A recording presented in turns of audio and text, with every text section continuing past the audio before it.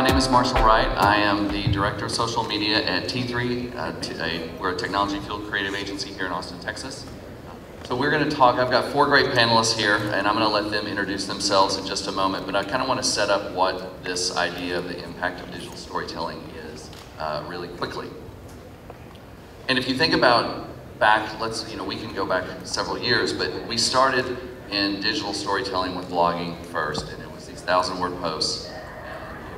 And it was, a lot of effort to create and get your point across, and then social media started to happen, and Facebook came around, and we started to see more and more of a proliferation of smaller stories and status updates, and Twitter and 140 characters. And now we're at this point where platforms like not only blogs, but platforms like Tumblr and Instagram and Pinterest have really changed the way that we tell stories as digital marketers, as digital storytellers, as journalists, as people. And so I think it's really interesting to think about where we are now and what technology has now allowed us to do in terms of we have these really powerful tools in our hands, and that we can go and capture a story at any given moment with our phones. We don't need a DSLR anymore. We don't need a really high-powered video camera to get our point across and share it out very quickly. And the idea of this and how it impacts engagement is really important, because as technology progresses and all these feeds progress and these channels progress, it's noisier and noisier and busier, and so it really takes something to break through all that, and you need to have some sort of a way to cut through the noise and grab that person's attention, stop them so that they want to care and have some sort of engagement. So a couple of quick stats just to set the stage here. Over 200,000 images a minute are shared on Facebook. 16 billion photos shared on Instagram, 16 billion. 100 hours of video on YouTube. And according to Yahoo, 880 billion photos will be taken and shared this year in 2014.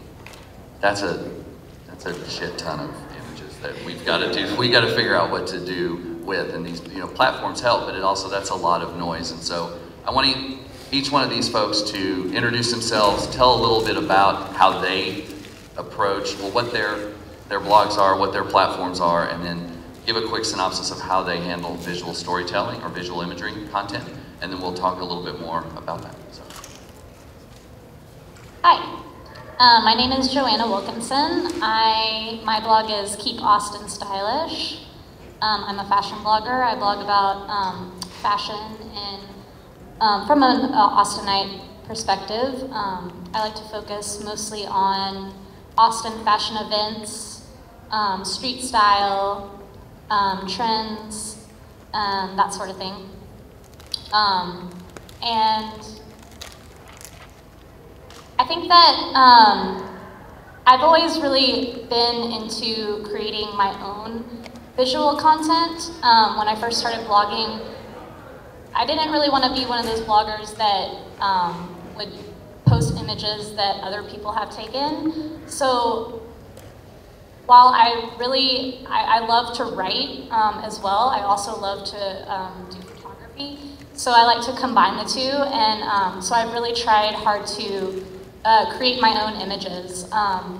So I think that doing both is really good when you have a blog.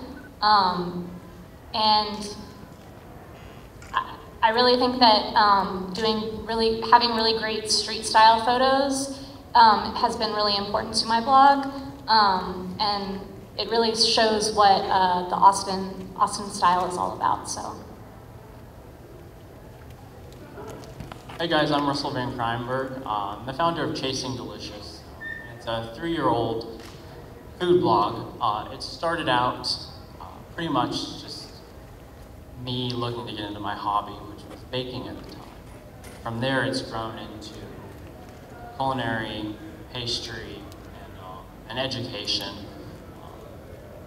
And I use photography and digital images and infographics, but I think photography is most important for my blog, just because we all stare at food every day. I don't want to stare at a lot of things every day.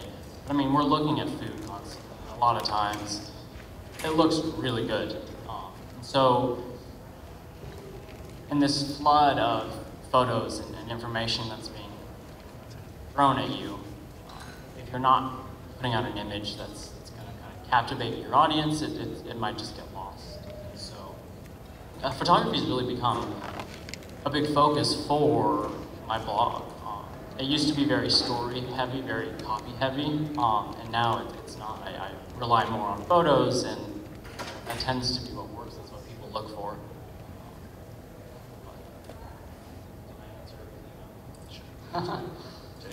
Hey y'all, I'm Jason Jarrett. I'm the sports editor at the Austin American Statesman, the daily newspaper here in town. And these guys are the rock stars here. They're the writers, they're the bloggers. I'm the sole editor here. And my job is to marry writing and visual elements, presentation. And it used to be just in print. Up until about 65 years ago, there weren't any photos on the front page of the newspapers. And once photos started to appear in this really cool new element that we could put on the front of our newspaper to grab folks. And it's really the first part of an emotion that we could put on the front of the newspaper. And this is very important. This was very important to us then, it's very important to us now. We're doing it obviously on the digital space. And we need to, it engages folks' emotion before they start reading the story. And now that we've been able to add video, that's a big push for 2014 for us. We're putting a lot of resources towards that. What it's gonna allow us to do is to capture not only a good story, but if we have a videographer there, we'll have 2 or 3 minute clip with that story, and we'll have some stills coming out of that story. So, our job as a business, and I'm gonna put my businessman's hat on, is to keep people on the page, keep people engaged with the story in as many ways as we can. And because that will pay the bills, it'll pay the salaries of our folks that work for us through the advertising that's on that page and through the subscriptions that people will pay, because we are behind the paywall. So we've got to do the best job we can at engaging the readers at the depth that we can, and photos, video are going to allow us to do that.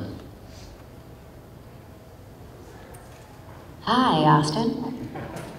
I'm Erica Tomasek. I'm a Libra. I can even take this out. I'm from PSA Made This. Raise your hand if you know what PSA Made This is. Hey, what up? I started the company 5 years ago. It was a happy accident, but I soon realized that there was a real there potential to scale. We're here to talk about visual storytelling, and that's kind of my favorite thing. I read through pictures, I write through pictures. In fact, just sitting here, I was thinking about how I learned to read, and I believe it's probably how everybody here learned to read. You were a kid, and people would point to a picture book, and it would be like, apple, ball. There were images that we had to learn, and that's how we read, and that's how we identify information every day. PSA Made This it's the way I believe we're delivering smiles. It sounds cheesy, but we aim, is that feedback? Beyonce moment. We teach people how to make things. Not through writing instructions, it's through showing pictures in 5 steps or less. I know that when I go to IKEA and I got my directions and putting something together, I want to murder the person. Sorry, I shouldn't say this. I'm upset when I have to read how to do this. But if I can see an image, I'm like, wait, this isn't so bad. My world is about bringing happiness to so many people's faces. The idea to teach people how to make things, it's basically where self-expression and personalization collide is what PSA Made This is about. Whether it's something for yourself or to gift for someone. The world of DIY is, it's not a trend. It's It's simply like we were talking before, Marshall. It's the horizontal that cuts through all the verticals. Food, fashion, beauty, I mean, photography, you name it, home decor, pets. And what I'm passionate about is pioneering the DIY vertical. And I'm fortunate that photography has allowed me to do so through many devices. I joke, funny enough, I have my very first intern. Let's give it up to Chris Nelson. You guys don't really have to clap, but I didn't know anything about photography, and he was in school at the time at SVA, and he would bring these cameras, and I'm like, but how do you do this? And nobody needs to know that stuff anymore. It's sad, but on the flip side, it opened up a world to so many more people. So I think that we're really grateful to technology and how that's opened us all, and made us all visual storytellers. So I'll stop talking so we can talk about other things. No, I think that's a good segue actually. So let's start with the technology side of it first. You guys are independent contractors in a way because it's your own blog. PSI Made This is by and large becoming a brand in and of itself. You have a staff, you have a team. Russell, you do as well. But for a newspaper, you have a lot of people that help put together a story. There's a lot of tools that need to go into that as well. Talk a little bit about, and we can start with you, Eric. Talk a little bit about how the types of technology that you use to be able to populate or to create the content that you use. Sure. You know, for us, digital sits at the core. Obviously, we push out original content on the site, psamadethis.com, and we use, for the most part, we started off as a Tumblr, by the way. I love to tell people that because it's incredible when you just start something that you really don't know what it can turn into. I was one of the very early Tumblrs, and which then went from digital to physical when I published a book. But that's what I'm most passionate about. How do you take moments that are digital to physical to bring them back to digital? So we still use Tumblr. We push out our original content on the site, and we're really grateful that we have everything from other amazing visual storytelling tools like Pinterest and we have Pinterest and Instagram. I mean, we're all over the map. I mean, I think all of us are. We're touching every single platform to tell the stories. When social media 1.0 came out, it was the written word, it was the Twitter, it was the Facebooks, it was the 140 characters. But my audience, my girls, sorry guys, but I mean, we talk to girls, 18 to 35-year-olds who crave pretty things, happy moments. So for them to see a cupcake or some braided pink hair, like that's going to resonate. Those are those emotional analytics that we're getting at. So the type of technology we use, I mean, is, are we talking like the nitty gritty as far as like our cameras? Or? Sure. I mean, you have a lot of UGC from your fans as well, right? So mobile is probably mobile's big for us. Yeah, mobile's awesome. I think we're seeing a trend now of which we're grateful to through mobile, through, for instance, Instagram. We're able to search a hashtag of PSI Made This. We don't have a marketing person, but we have, I mean, close to 13,000 people are just hashtagging PSI Made This. And I think that we're able to see through mobile how many active users and engaged fans we have. And before that, like you wouldn't have that. We wouldn't be able to track that. So I think that as technology just continues to innovate, we're using all sorts of these different tools to track our fans. But again, it kind of comes back to for us, the visual moments. Pinterest is our #1 traffic driver. That's probably no surprise because that's our girl. She's the connected girl who's looking to, how do I update my home, update my wardrobe, how do I entertain for a party? So my biggest thing is I think that one of the questions that we get a lot is, who's your audience? And I think that as visual storytellers, the best question is, well, where? Because you have different audiences on all different platforms. And I think if you can identify those different audiences on those platforms, you'll be able to tell a stronger story.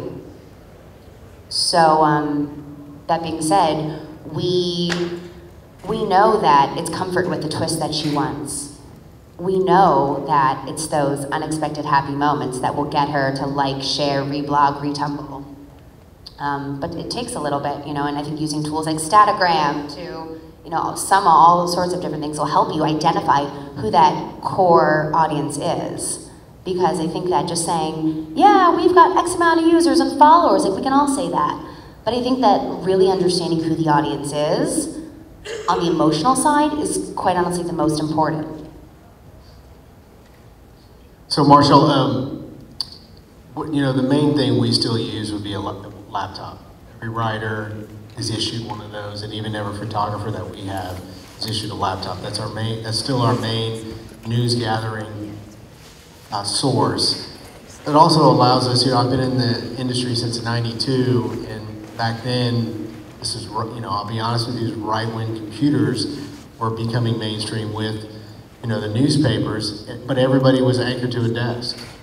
And so a writer would go out, obviously gather with the notes, come back, write, do the same thing, repeat, rinse, repeat.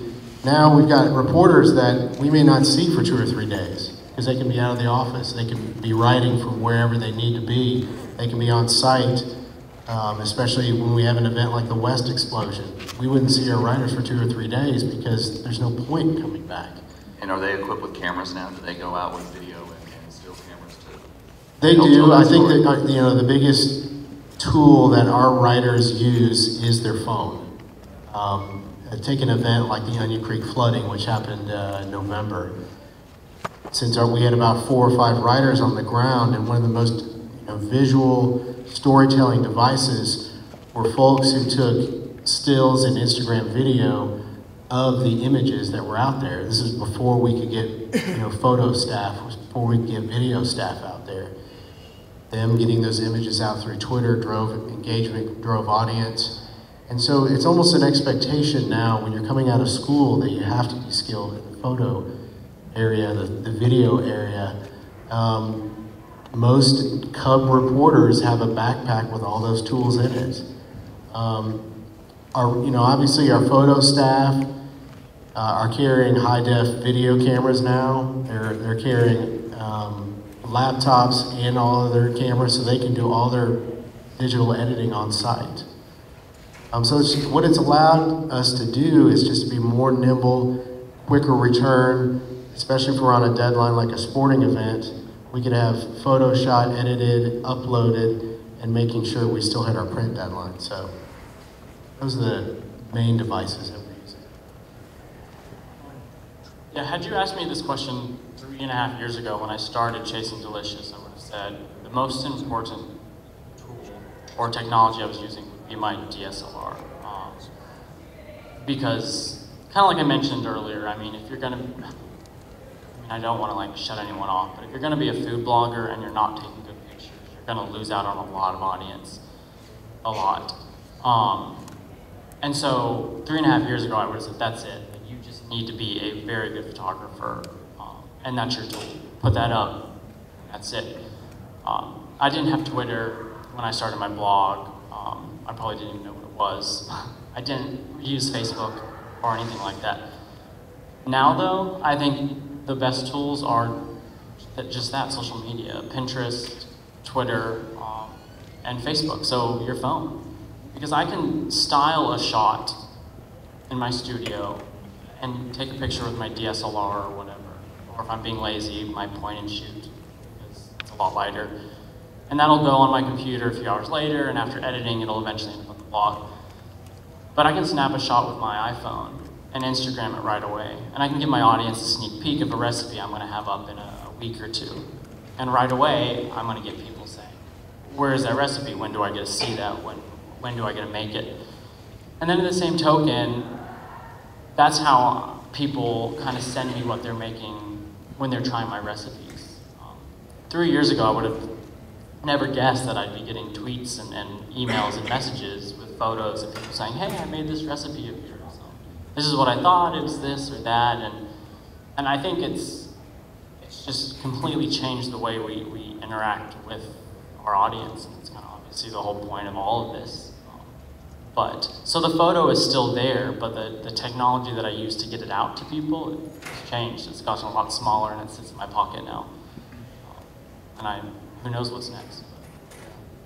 Just to chime in, you know, I think it's really funny how personal people taking pictures, you know, and sometimes I'm taking pictures, I'm like, wait, just the other day I was like, well, what are you taking your picture? And I was like, well, this is just a regular camera.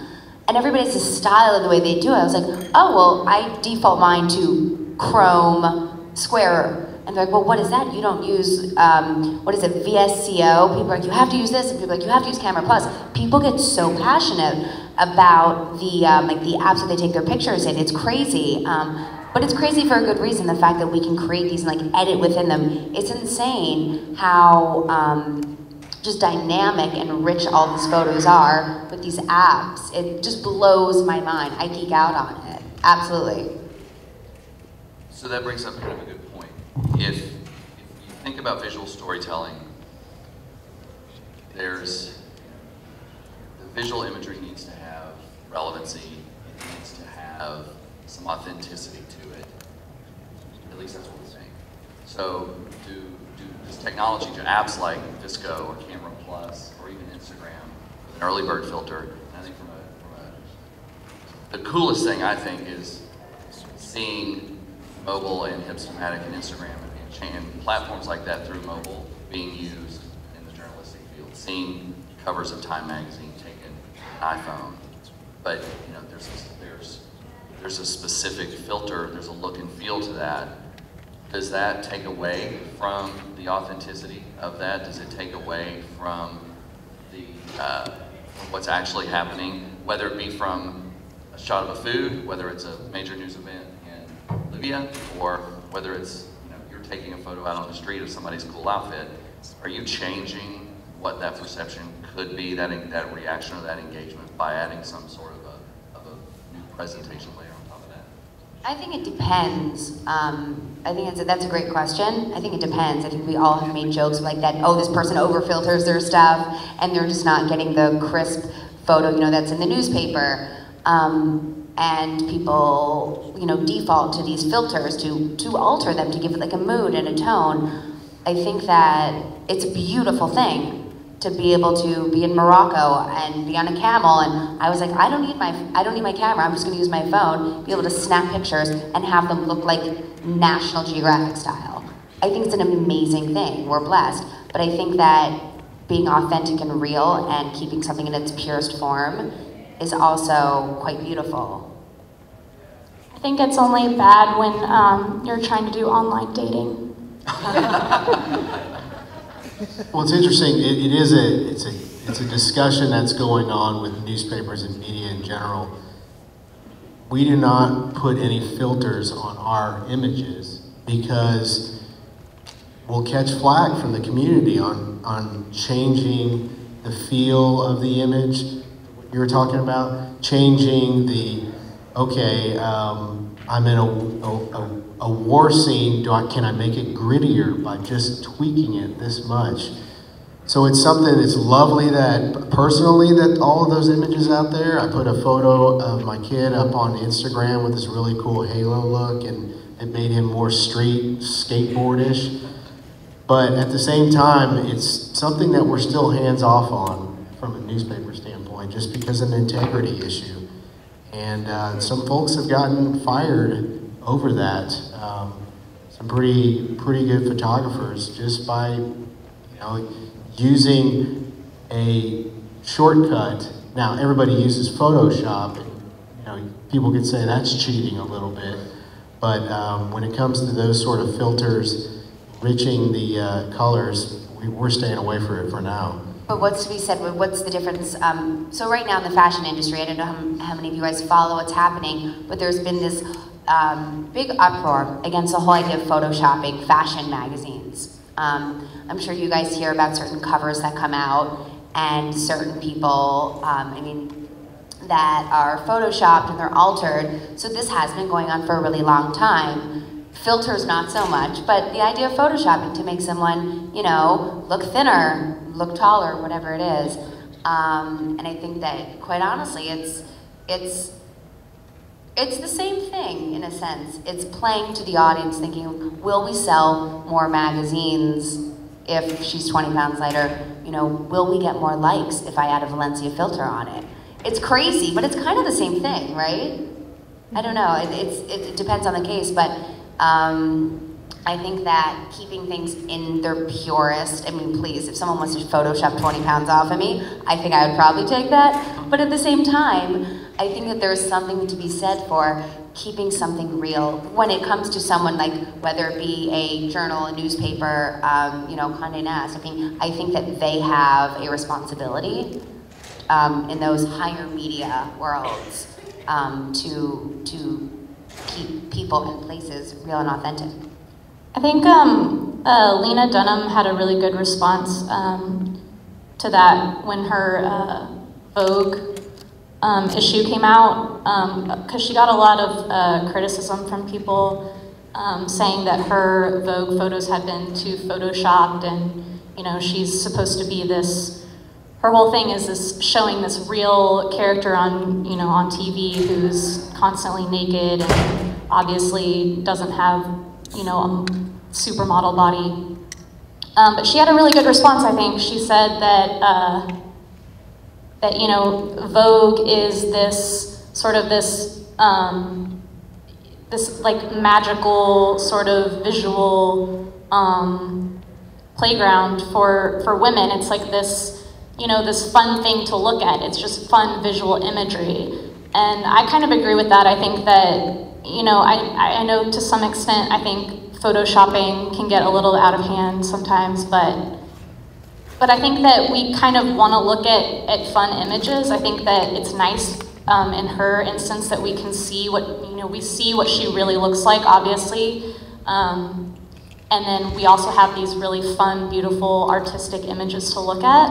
I don't think that's necessarily a bad thing.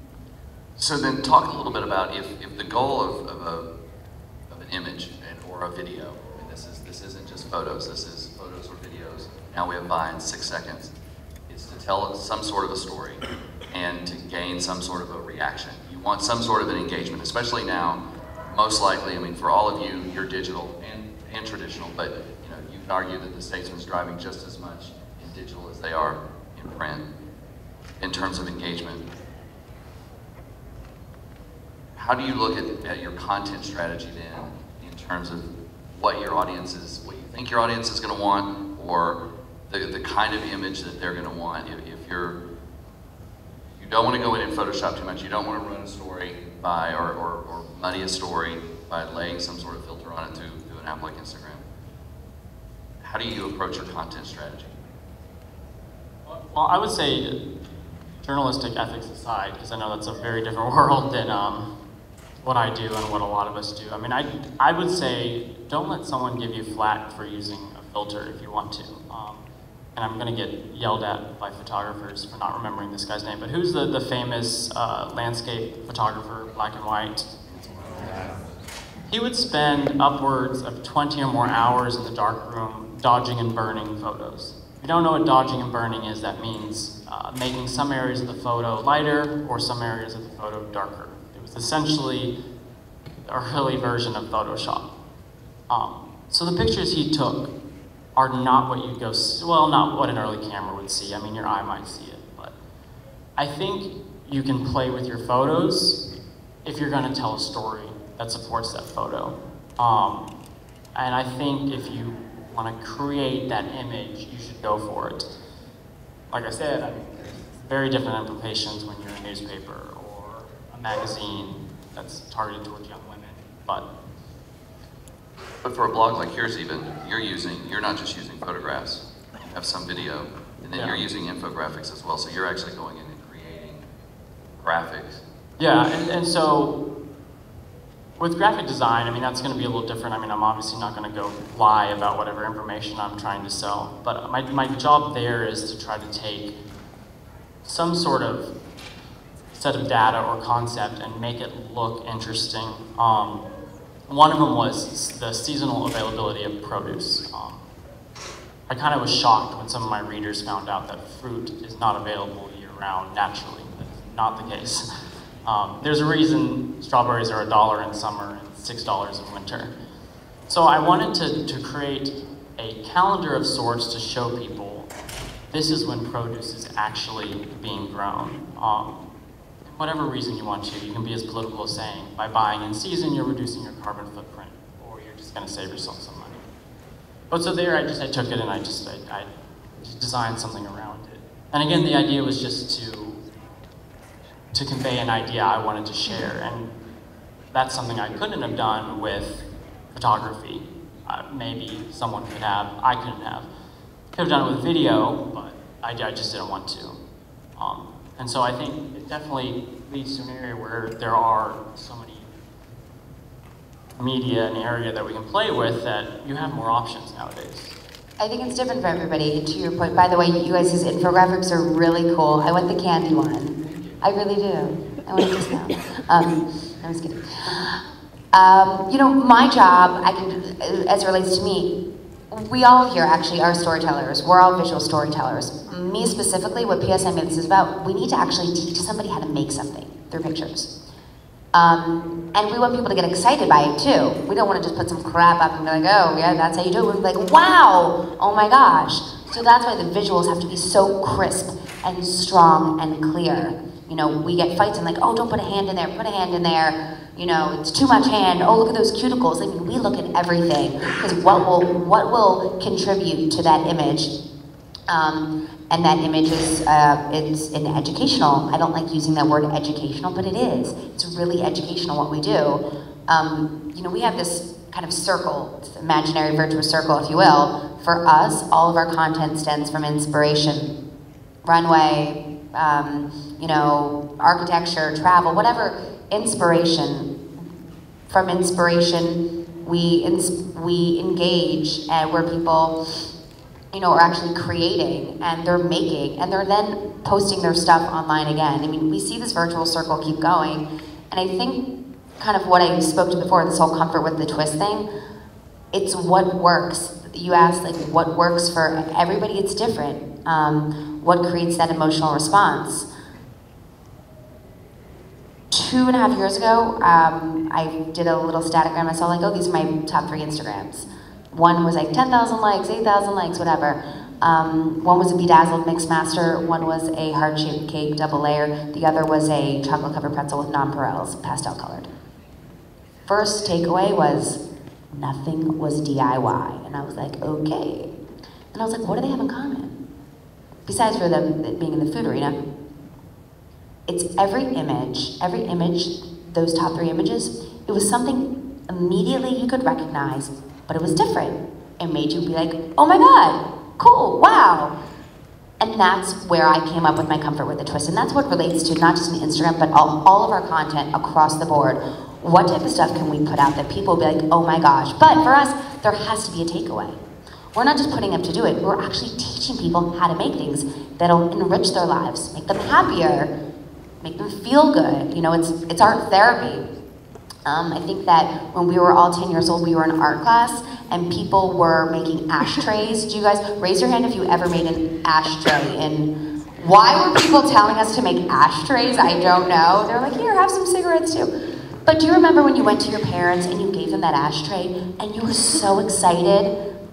That's the feeling that we look to evoke every day when we teach someone how to make something through our pictures. It's not an ashtray, but still, it's the feeling, it's the idea of the excitement, and I think that every single person here, through fashion, through food, through all types of sports, I mean, every image has to evoke emotion. And I think it's kind of a beautiful thing when you find that recipe. So whatever it is, I always say to everyone, mine might be comfort with a twist. Kind of do your own little, give yourself homework. I like to give people homework, and that was my homework, and that was my takeaway. And every time that we push out new content, I like, does this get into our comfort with the twist, you know? Celery, chop it, put some paint on it, make roses out of it. What? Yeah, it does.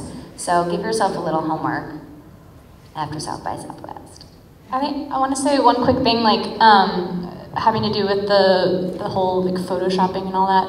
I think a good point to make here also is that besides using filters and Photoshop, I think one of the most important things for me through my blog that I've learned to do with my photos, when I first started doing street style photos, I would just kind of stop people on the street right where they were and just snap a photo, and it was very like realistic in that way. But what I've kind of learned through the years is that if I, you know, kind of slow down and think about where I'm photographing them, like the background, all of that, it can lead to a much prettier picture. And it's still realistic. It's still like, you know, kind of a journalistic approach where I'm not, you know, I'm not making anything up. They're really wearing this on the street. But if I, like, you know, pull them over to the side, I look at the background, I take a picture that's not necessarily them standing in front of a trash can or, like, you know, a homeless man in the background, then it can look a lot nicer, but it's still true and real. So that's a good point to make, I think. I was just going to comment on something that she was saying, but I completely lost my mind on that. But I think one of your questions was how do we go about start the process of gathering stories for what we do. We just have to get everybody involved. I mean, I know it sounds basic, but especially if it's a story such as the news event we had about 5 months ago on the abortion vote down at the Capitol. We had to throw as many sources as we could, our political writers, our beat writers, our photographers, our videographers, and that happened so quickly. The filibuster, I mean, we knew it was coming, but the intensity of it, we had to get in one room in the Capitol, 6 or 7 of us. I wasn't part of this, I'm just relaying a story, and say, okay, you go over there, you take this angle. You go over here, you sit right here, and you take this angle. And it was almost, you know, I hate to use a bad piece of history, but it was almost like you know, what conspiracy theorists think what happened to JFK. We had to get all across the room in different angles to make sure that we captured the emotion of the event. And it was a very emotional event.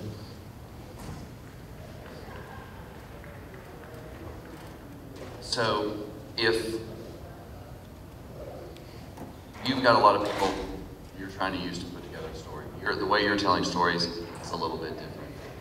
Everything that you're doing, though, is, well, I don't say everything, but a lot of your success is probably driven on the use of social media and making some sort of an emotional connection with your audience.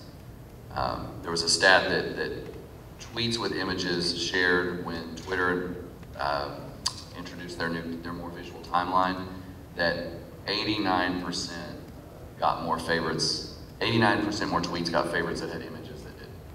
So how important is social media and having that really compelling visual content, how important is it to driving the success and connecting with your audience? Well, just to come back to that news event of the abortion vote, that was the exact day of the launch of the Instagram video.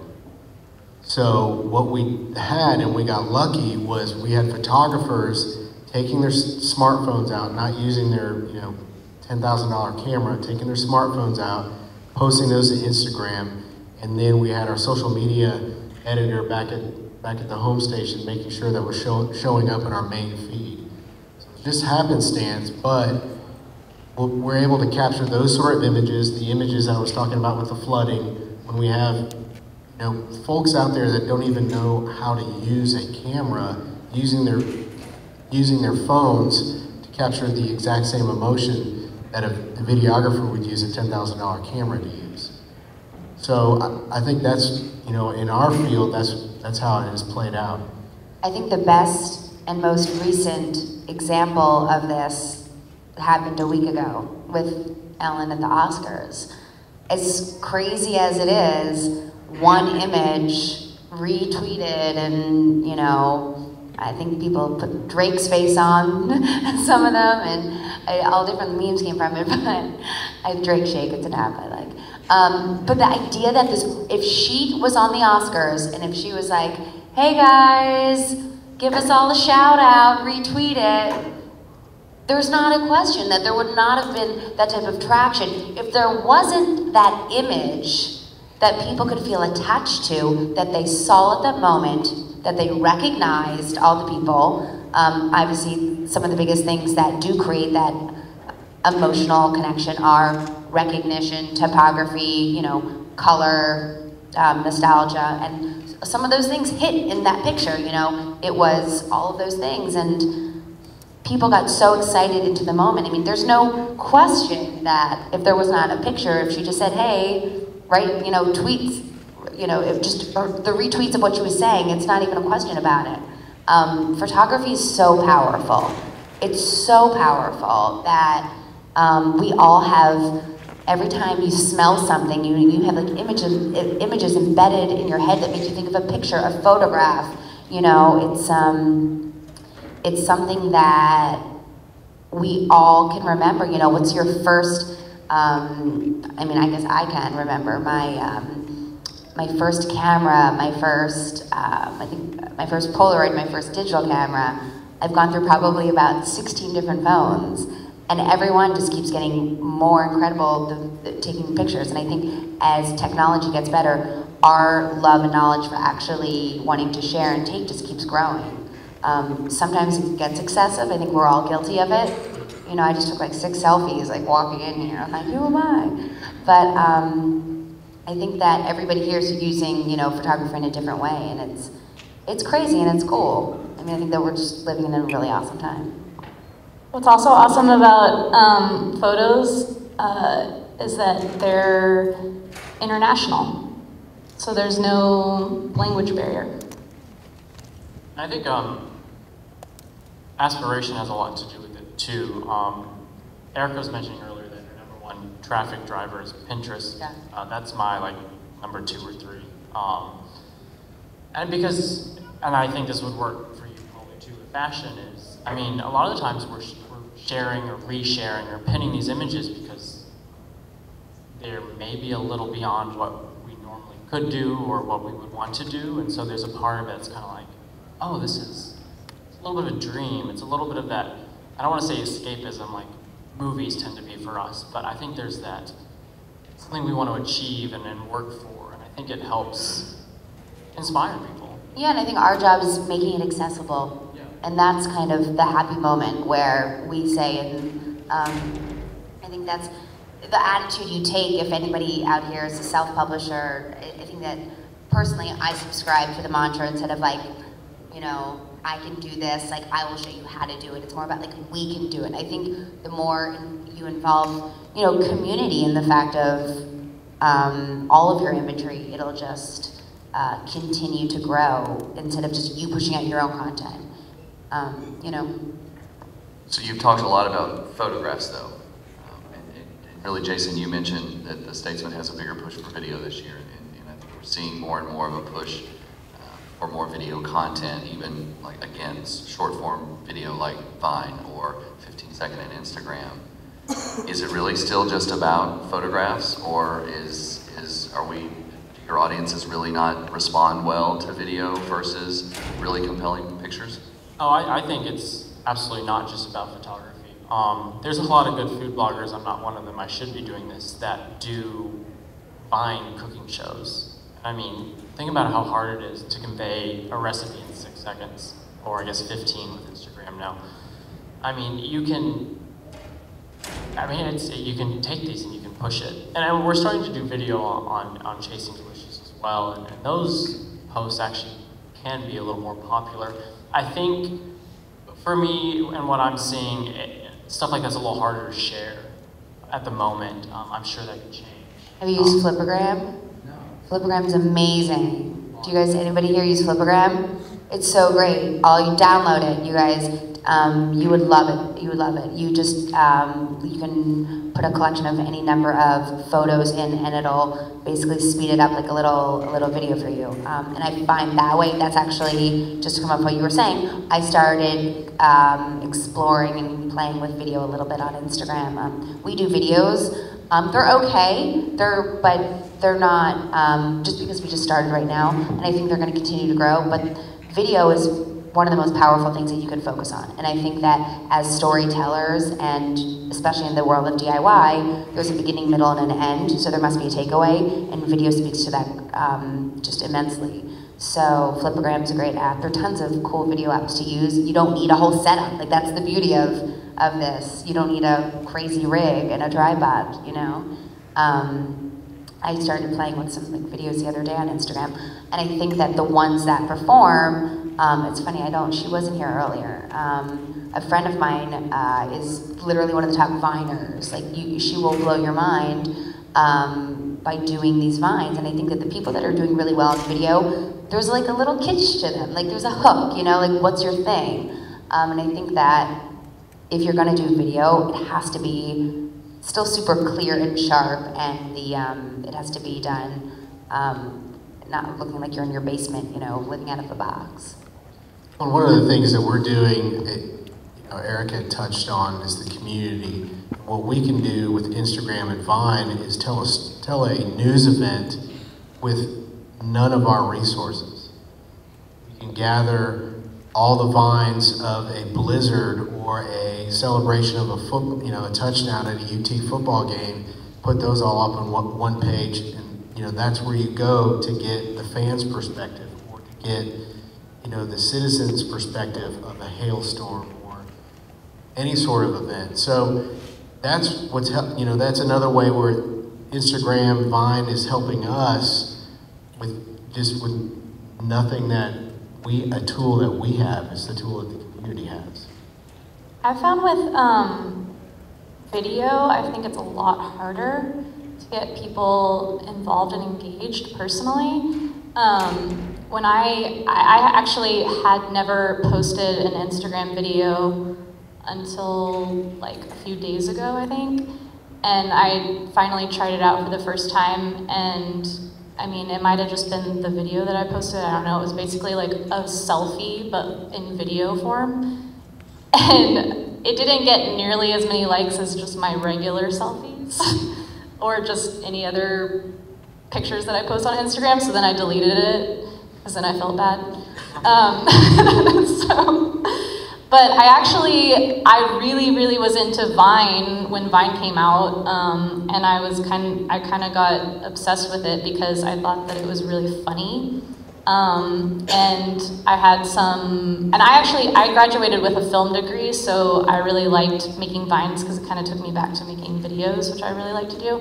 And I had some, I did like, I tried to make like funny Vines, because that was what kind of Vine was all about for me. I did like, I had a series of videos called Baking Bad instead of Breaking Bad, and it was like me throwing food in a microwave, and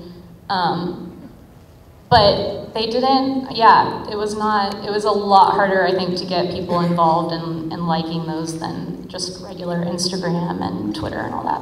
I think it speaks to, though, the fact that you've got a very small window to speak to an audience, right? So the idea is, when you're doing this, you just kind of want to, whether it's out of boredom or whatnot, you need to have an image that will make them stop and look. And I think a video is harder, absolutely. I think that there are certain people who do it, who are exceptional, with video, and I think that there are other people who. It's interesting, I think that I was recently talking about, is it more important to have would you rather have more followers on whatever social platform with less engagement, or would you rather have, more engagement and less overall followers, Like, what's more important?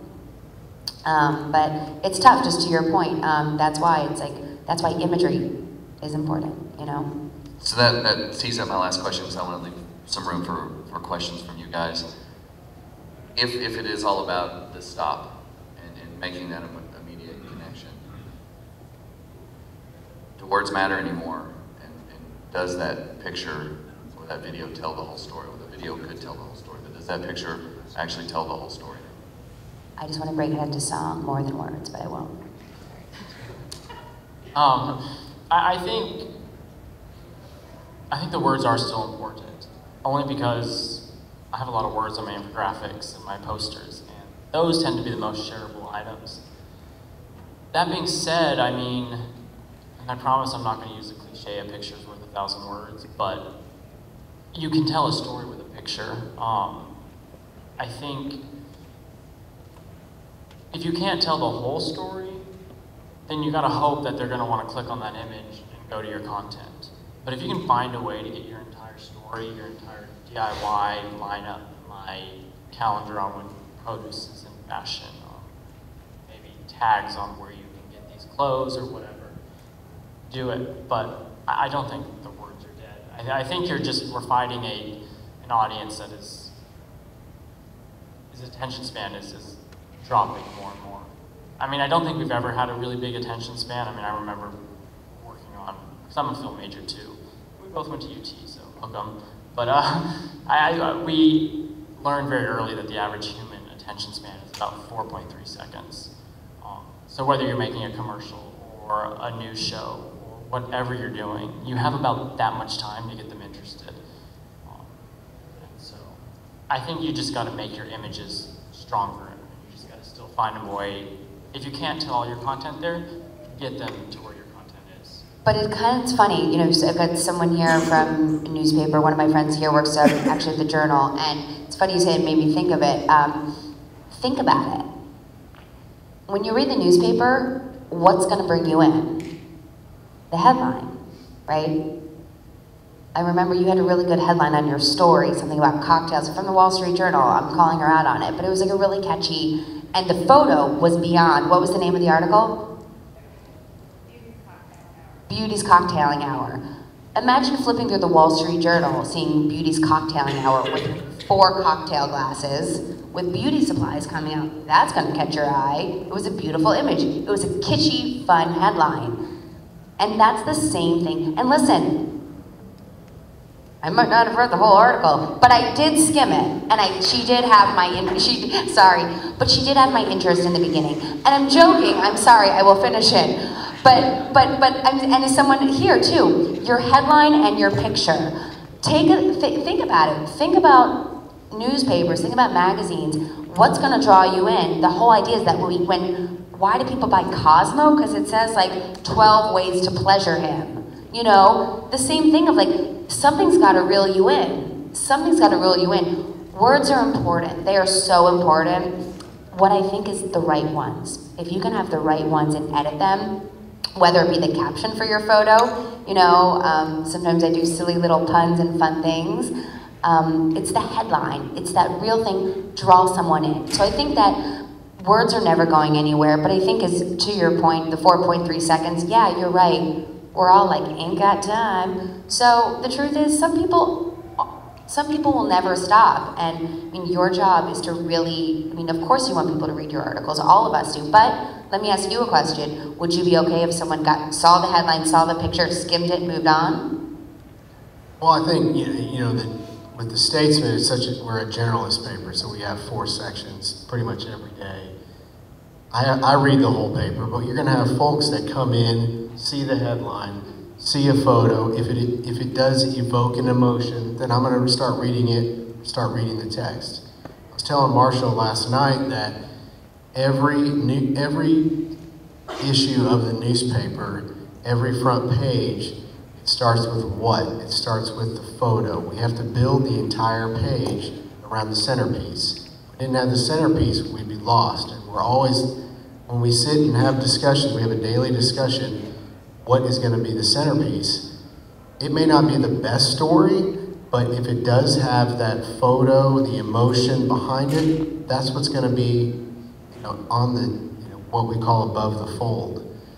We've always done that because, especially when we had competing markets in the 80s, and even if you're at an airport and you have 6 newspapers lined up, we've got to be able to make sure the person passing by goes, I want to read that paper over the Journal, over the Times. And that's the one way we try to do that.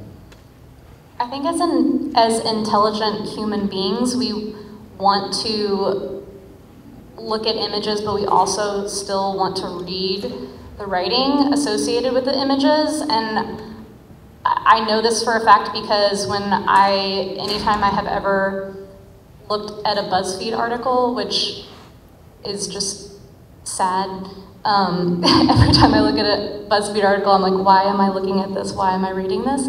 But when you scroll through it, there are photos and then there are words associated with the photos. And as dumb as the writing is and as dumb as the photos are, I think that you still want to look at the photo and read the caption, even though it's dumb.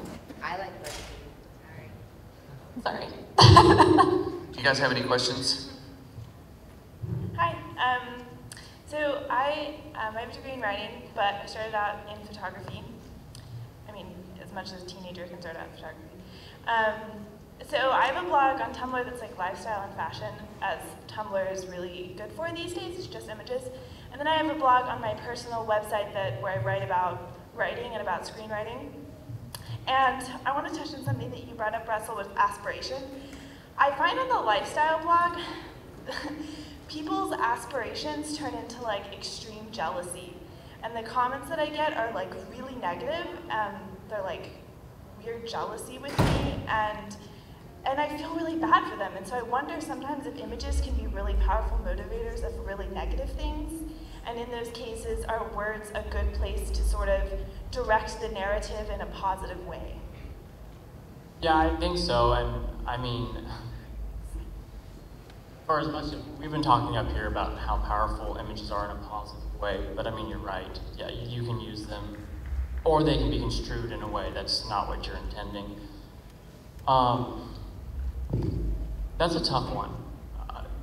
I mean, just because, I mean, yeah, I think you can with words and replies and responses, but a lot of times, I mean, you're gonna get, especially in the internet culture, I mean, you tend to see more negative comments, because when someone's riled up, they're more likely to go vent, because they can't see your face, they don't know you're a person, they just think they're typing to a screen. But if you have something really positive, if you have a positive experience somewhere, I mean, you're not really gonna go run off and share it somewhere. But as for the content you're doing, I don't know, I mean, I struggle with that too. I mean, I get wacky comments on a lot of my recipes.